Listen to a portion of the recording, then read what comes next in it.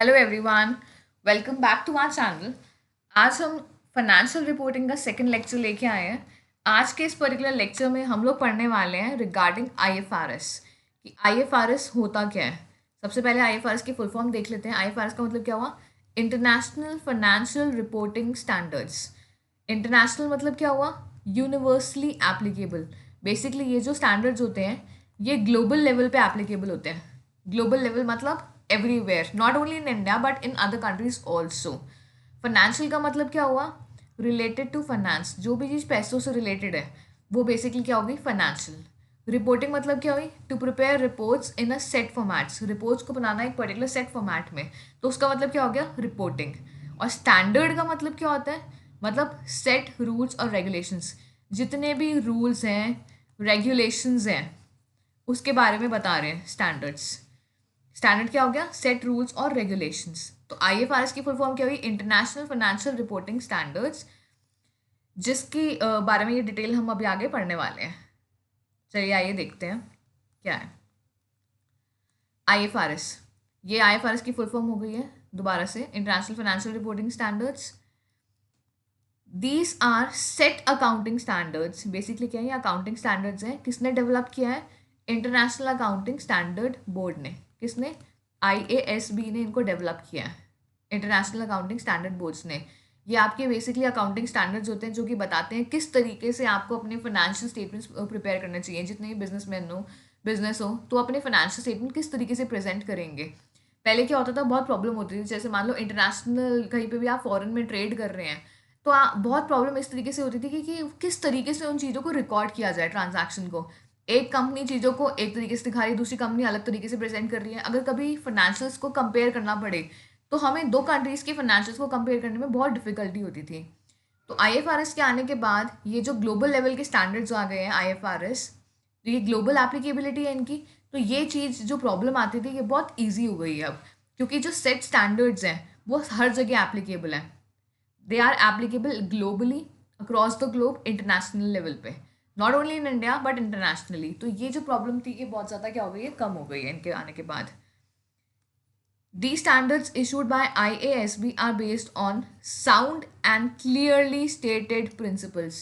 मतलब दो चीज़ें हैं यहाँ पे कि किस तरीके से है ये जो IASB है उन्होंने जो स्टैंडर्ड्स बनाए हैं बेसिकली साउंड और क्लियर है। क्लैरिटी इसमें है कि किस तरीके से चीज़ों को प्रेजेंट करना है, किस तरीके से चीज़ों को रिकॉर्ड करना है, कौन कौन सी अमाउंट्स को कैसे कैसे तरीके से एडजस्ट करने की रिक्वायरमेंट है, क्या क्या चीज़ें डिस्क्लोज करने की रिक्वायरमेंट है, कि डिस्क्लोजर देने की रिक्वायरमेंट है। तो each and everything is clearly stated in these. जितने भी स्टैंडर्ड्स हैं सारे स्टैंडर्ड्स प्रॉपरली क्लियरली स्टेटेड है रिगार्डिंग दीज। तो इस वजह से आईएफआरएस को क्या बोला जाता है? Principle based accounting standards. क्योंकि बेसिकली है क्या इसमें? ये जो है सारे के सारे प्रिंसिपल बेस्ड हैं, क्योंकि इसमें प्रिंसिपल्स कोटेड हैं और वो भी बहुत साउंड और क्लियर मैनर, प्रिसाइज मैनर में। ठीक है। The aim to standardise financial reporting to ensure consistency, transparency and comparability. इनका बेसिक एम क्या होता है? इनका बेसिक एम यही है कि जितने भी फाइनेंशियल रिपोर्टिंग है उनको एक स्टैंडर्डाइज्ड फॉर्म में लेके आए। स्टैंडर्डाइज्ड फॉर्म मतलब चीज़ें कंसिस्टेंटली अप्लाई हुए, रैपिडली चेंजेस नहीं होने चाहिए। हर जगह पे, हर ग्लोबल लेवल पे जितनी भी ऑर्गेनाइजेशंस हैं वो एक सेम तरीके के पैटर्न फॉलो करें अपने फाइनेंसेस को बनाने के लिए। कंसिस्टेंसी होनी चाहिए, ट्रांसपेरेंसी होनी चाहिए ट्रांजैक्शंस में। Transactions should be transparent, nothing should be hidden, everything should be properly disclosed, सब कुछ क्लैरिटी होनी चाहिए। और कंपेरेबिलिटी मतलब आप दो या दो से ज़्यादा कंट्रीज़ के जितने भी फाइनेंशियल्स होंगे उनको इजीली आप कंपेयर कर पाओ। तो जितने भी यूजर्स होते हैं फाइनेंशियल स्टेटमेंट्स के, वो यूजर्स के लिए ये एक एडवांटेज हो कंपेरेबिलिटी की। अगर वो कंपेयर करना चाहते हैं किसी भी दो या दो से ज़्यादा ऑर्गेनाइजेशंस के फाइनेंशियल स्टेटमेंट्स को अक्रॉस द ग्लोब, तो ईजिली कंपेयर कर पाएँ। तो these are the advantages of this also. Next आते हैं हम थोड़े पर्पस के बारे में पढ़ते हैं। पर्पस ऑफ आईएफआरएस क्या है? बेसिकली कंसिस्टेंसी, अभी जो हमने पढ़ा। To harmonise accounting practices worldwide, making financial statement across comparable across the borders. कि आप किसी भी कंट्री के जो फाइनेंशियल्स हैं, कंट्री में जो भी बिजनेस ऑर्गेनाइजेशन है उनके फाइनेंशियल्स को आप इजीली क्या कर पाओ? कंपेयर कर पाओ। तो कंसिस्टेंसी होनी चाहिए चीज़ों में, अकाउंटिंग प्रैक्टिसेस में जितने भी हो सब कंसिस्टेंटली सेम तरीके से फॉलो हुए। Next is transparency. Ensure that the financial information is clear, accurate and easy to understand. तो ये उस तरीके से करते हैं कि चीज़ें ट्रांसपेरेंट हो जाएं, कि जो भी ट्रांजैक्शंस हो वो क्लियरली एप्लीकेबल हो, क्लियरली प्रिसाइसली वहाँ पे दिख रहे हो आपको, चीज़ें अंडरस्टैंडेबल हो. Accuracy should be maintained. Accuracy मतलब चीज़ें एक्यूरेट होनी चाहिए. ऐसा नहीं है आप चीज़ों को इन्फ्लेट करके दिखा रहे हो, डिफ्लेट करके दिखा रहे हो, अमाउंट्स को इंक्रीज करके स्टेट कर रहे हो या कम करके स्टेट कर रहे हो. थिंग्स शुड बी एक्यूरेट और ईजिली अंडरस्टैंडेबल. हर कोई उसको ईजिली समझ पाए, इस तरीके से उसकी प्रेजेंटेशन होनी चाहिए. तो आईएफआरएस इन चीज़ों में बहुत ज़्यादा हेल्प करता है. तो यही बेसिकली आईएफआरएस का पर्पस है कि कंसिस्टेंसी लेके आए, ट्रांसपेरेंसी लेके आए, इन्वेस्टर का कॉन्फिडेंस उसमें अचीव कर पाए वो. By providing reliable financial information, IFRS helps investors to make informed decisions, ताकि डिसीजन मेकिंग में उनको हेल्प मिल सके. किसमें? डिसीजन मेकिंग में. क्योंकि कोई भी अगर इन्वेस्टर होगा तो पैसे ऐसे ही नहीं लगाता किसी भी बिजनेस ऑर्गेनाइजेशन में. वो पूरी डिटेल स्टडी करता है कि बिजनेस कैसा है, whether they are earning profits और नॉट, क्या उनकी क्रेडिट वर्दीनेस है जिससे वो क्रेडिट्स उधार ले रहे हैं बिजनेस, क्या उनको वो पे ऑफ कर पा रहे हैं. तो वो इन्वेस्टर एक कॉन्फिडेंस, तभी इन्वेस्टर का कॉन्फिडेंस डेवलप होगा जब उसके फाइनेंशियल्स को प्रॉपरली वो क्या कर पाएगा, स्टडी कर पाएगा. तो इस तरीके से इंफॉर्मेशन, एक रिलायबल इंफॉर्मेशन कौन प्रोवाइड करने में हेल्प करता है? आईएफआरएस. एक इन्वेस्टर का कॉन्फिडेंस डेवलप करता है क्योंकि इस तरीके से स्टैंडर्ड्स उसमें मैंशनड हैं जो कि क्लैरिटी लेके आते हैं ट्रांजैक्शंस में. हर चीज़ों की रिकॉर्डिंग एक प्रॉपर वे में होती है, एक प्रॉपर मैनर में, क्लैरिटी के साथ होती है. Next is globalisation. IFRS supports international trade and investment by creating a common financial reporting language. तो बेसिकली एक ग्लोबलाइजेशन को भी ये सपोर्ट करता है आईएफआरएस. एक इंटरनेशनल लेवल पे ट्रेड और इन्वेस्टमेंट हो सकती है.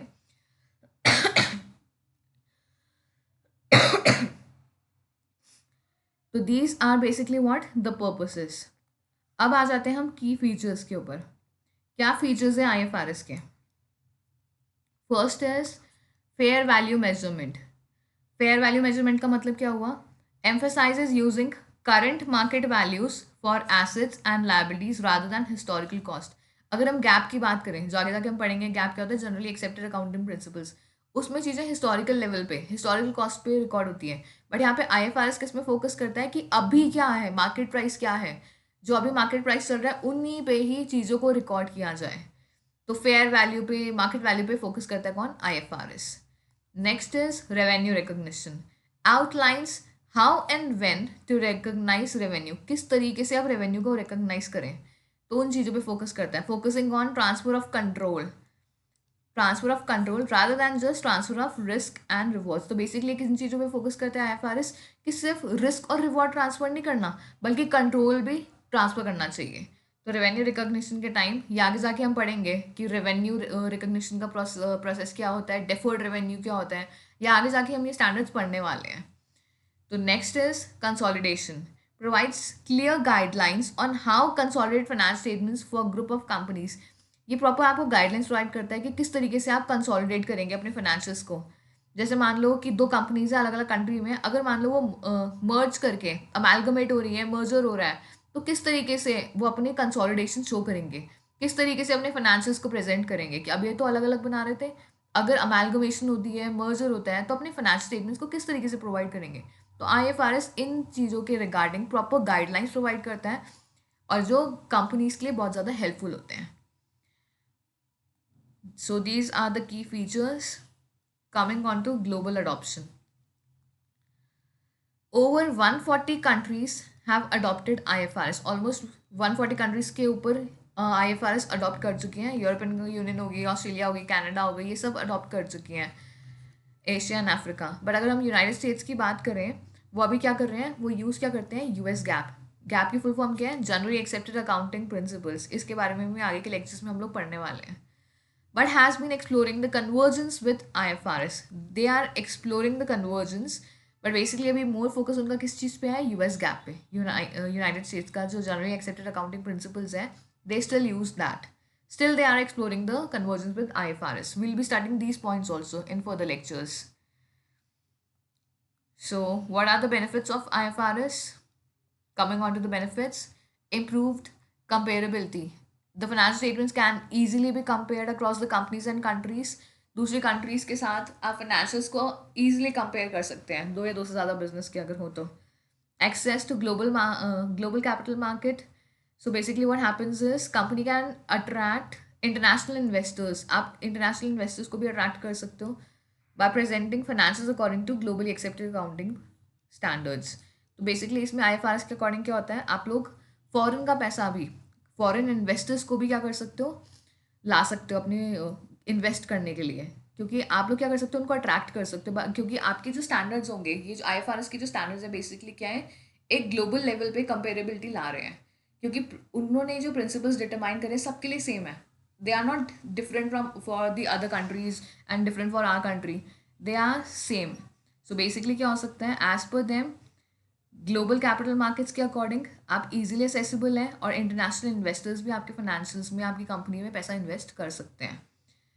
Better decision making, consistent reporting allows for more informed decisions by stakeholders, investors, creditors and regulators. तो इसकी वजह से क्या हो गया, एक कंसिस्टेंट रिपोर्टिंग होती है, जो भी रिपोर्टिंग स्टैंडर्ड्स हैं वो कंसिस्टेंटली एप्लीकेबल होंगे. सो उसकी वजह से क्विक इन्फॉर्म डिसीजंस भी लिए जा सकते हैं by the stakeholders, investors, creditors. तो ये बेसिकली क्या हो गई, सारी एडवांटेजेस हो गई IFRS के. Now coming on to the challenges in adopting IFRS. अब क्या क्या चैलेंजेस आए, दो IFRS एडवांटेजेस तो बहुत सारे लेके आए हैं, एक ग्लोबल लेवल पे कंपेरेबिलिटी हो गई, चीज़ें बहुत ज़्यादा ट्रांसपेरेंट हो गई, कंसिस्टेंसी आ गई, बट उसके साथ कुछ ना कुछ चैलेंजेस भी आए हैं IFRS को जब अडॉप्ट किया गया है. तो क्या क्या चैलेंजेस हैं, सबसे पहले cost. Transitioning to IFRS from local standards can be costly. ये बहुत ज़्यादा कॉस्टली हो सकता है, किसके लिए, कंपनीज के लिए, especially for those countries where IFRS adoption is recent. तो बेसिकली इसमें कॉस्टली क्यों होता है, क्योंकि आप लोगों को क्या होता है, इसमें कोई भी चीज़ अगर नई चीज़ लेके आते हैं वो ऐसे इजीली नहीं आ जाती, उसमें बहुत ज़्यादा पैसा इन्वेस्ट करना पड़ता है लोगों को. जैसे यहाँ पे नेक्स्ट पॉइंट जैसे है ट्रेनिंग, लोगों को जो इतने भी प्रोफेशनल्स होंगे ट्रेनिंग प्रोवाइड करनी पड़ेगी. किसी को भी इस तरीके से हर चीज़ नहीं आती, कोई सीखा सिखाया नहीं आता, कोई भी नई चीज़ आई है तो उसके लिए आप लोगों को प्रोफेशनल को ट्रेनिंग प्रोवाइड करनी पड़ेगी. नए स्टैंडर्ड्स कौन कौन से हैं, किस तरीके से आप अप्लाई करेंगे. जो पुराने एम्प्लॉयज़ भी अगर आपके वर्क कर रहे होंगे, हो सकता है वो पुराने किसी स्टैंडर्ड को फॉलो कर रहे हो. जब IFRS आ गए तो IFRS आप लोग को सिखाना पड़ेगा किस तरीके से आप अपने फाइनेंशियल स्टेटमेंट्स प्रिपेयर करोगे, क्या क्या चेंजेस आएंगे. तो ट्रेनिंग के लिए भी कॉस्ट इंकर करनी पड़ती है, टाइम कंज्यूमिंग होता है, कॉस्ट इंकर करनी पड़ती है. सो ये सब है चैलेंजेस आ रहे हैं. Sometimes it happens difference in interpretation. Although IFRS provides general principles, their application can sometimes differ across countries, leading to inconsistencies. दो चीज़ें बहुत ज़्यादा कंसिस्टेंट हैं, लेकिन कई बार इंटरप्रिटेशन में भी डिफरेंस आ सकता है. क्या होता है, एक कंट्री ने उसको कुछ समझ लिया, लेकिन दूसरी कंट्री के जो फाइनेंशियल है, दूसरी कंट्री में जो कंपनी है उन्होंने उसको कुछ और समझ लिया.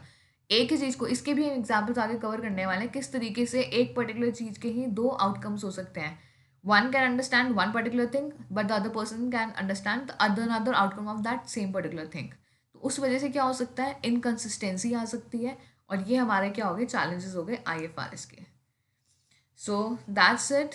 अभी के लिए हमने क्या करा है, हमने चैलेंजेस पढ़ लिए IFRS के, बेनिफिट्स कर लिए हैं, ग्लोबल अडॉप्शन की 140 कंट्रीज में ऑलमोस्ट अडॉप्ट हो चुके हैं.